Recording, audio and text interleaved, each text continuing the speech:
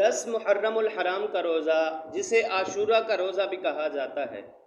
یہ رمضان المبارک کے روزوں کی فرضیت سے پہلے یہ روزہ فرض تھا۔ حدیث پاک میں موجود ہے، حضور علیہ الصلاۃ والسلام کا فرمان ہے کہ حضور علیہ الصلاۃ والسلام نے فرمایا یہ عاشورہ کا روزہ رمضان المبارک کے روزوں کی فرضیت سے پہلے لوگوں پر فرض تھا،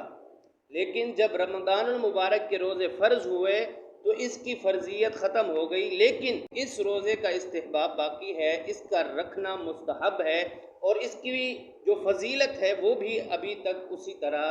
موجود ہے۔ حضور علیہ الصلاۃ والسلام کا فرمان ہے کہ جو شخص عاشورہ کے دن کا روزہ رکھتا ہے، 10 محرم الحرام کا روزہ رکھتا ہے، تو اللہ تبارک و تعالیٰ سے امید ہے کہ رب تعالیٰ اس شخص کے 1 سال کے پچھلے سارے گناہ معاف فرما دے گا۔ اور حضور علیہ الصلاۃ والسلام نے باقاعدہ عاشورہ کے روزے کی تاکید فرمائی ہے اور فرمایا ہے کہ عاشورہ کے دن کا روزہ رکھو۔ اور ایک صحابی روایت کرتے ہیں، وہ فرماتے ہیں کہ حضور علیہ الصلاۃ والسلام کو میں نے جس قدر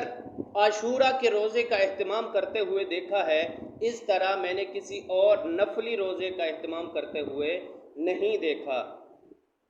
تو معلوم ہوا کہ عاشورہ کے روزے کی فضیلت بھی موجود ہے اور اس کا رکھنا بھی مستحب ہے۔